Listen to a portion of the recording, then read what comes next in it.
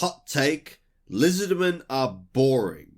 Not because they're weak, but because they're so complete that the campaign rarely asks you to solve interesting problems. Welcome to G-Man Gaming and Reviews. Today we're going to talk about why Lizardmen are kinda the most boring faction in Total War Warhammer 3. Let's get into it. So, we're going to first define boring. There's basically 4 bullet points that I have here for boring. The first thing is low early tension. There is very little risk or decision pressure in turns 1 to 30, which makes them remarkably different from most of the other factions in the game.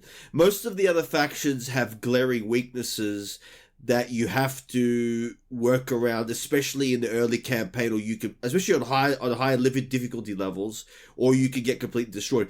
They have very few roster gaps, which means there's no need to improvise counters or cheese. They have a very linear power curve in that the same answers that work in the early game work in the mid and the late game as well for the most part, and campaign mechanics just add numbers, not decisions. So next we're going to talk about their early game. So the early game has no hurdle to clear, right? So first you have the Saurus stat stick wall. The Sauri have amazing base melee stats, high armor, leadership. They win most line fights with minimal micro. Early access to skirmish in the type of skinks and chameleons, plus armor-piercing dinos. You already have the tools for every enemy type. Your Bastard Lodon, Solar Engine, and Stegadon give you artillery-like ranged punch in the early to mid, so you're not forced into risky siege plays. And you have magical supremacy out of the gate with the Slan, the Law of Life, Heavens, and High magic. So you have safer battles and fewer comebacks needed. Next we move on to their roster. It is just too good problem. Now, to be fair, this isn't something that I'm going to say, because even in the original tabletop game, the Lizardmen in some regards were actually considered too good. But in the game of Total War Warhammer 3, they have answers to everything. They have shields, they have armor, they have mass large, anti-large, terror, poison, stealth, skirmishes, artillery analogs, flyers, monstrous cav, and elite halberds in the Temple Guard. You have the auto-resolve bias, which often favors you because you have tanky frontlines plus monsters, reducing the incentive to manually fight interesting battles. And then you have dino doom stacks that just trivialize many matchups once online. Then we're also going to talk about the campaign mechanics, where you have more numbers than actual choices. So the Geomantic Web is mostly a buff slider gameplay, which is about optimizing provinces and then forget. Rarely changes your strategic route. Blessed spawnings / sacred units. Because of the high rolls that remove scarcity. So if you need anti-large, just spawn it. So, I mean, a lot of people will just spawn the sacred units, but you're better off just having them there to replenish your armies as you need to. And they're so good. They're like, even though you can't recruit them endlessly like the Empire can recruit their regiments of renown, the fact that you can spawn such large numbers early on really means that in the early game it just becomes even easier. And then you've got the rites. Sotek, Primeval Glory. They have huge power. They basically huge power injections on timers, not dilemmas that force trade-offs. And then you have the technology tree. Broad linear gains, few this or that forks that define a run. So next we're going to talk about map and start positions. They're just safe and comfy. Many Lizardmen starts have defensible geography, jungle choke points, and nearby climate they like, lowering expansion friction. The public order econ are forgiving once web commandments settle in, less governor juggling, fewer rebellions to manage. And the battle gameplay loop is just solved early. You know, you have the template fight. So you have Saurus hold, chameleons and salamanders harass, dinos and ancient stegs plus magic delete priority targets. Their micro ceiling is significantly lower than, example, the glass cannon elves or the squishy Skaven or combined arm factions that need coordinated timings. And sieges just get answered by solar engines / stegs plus magic. No need for creative breach plans. So we're going to talk about comparisons and why others feel spicier.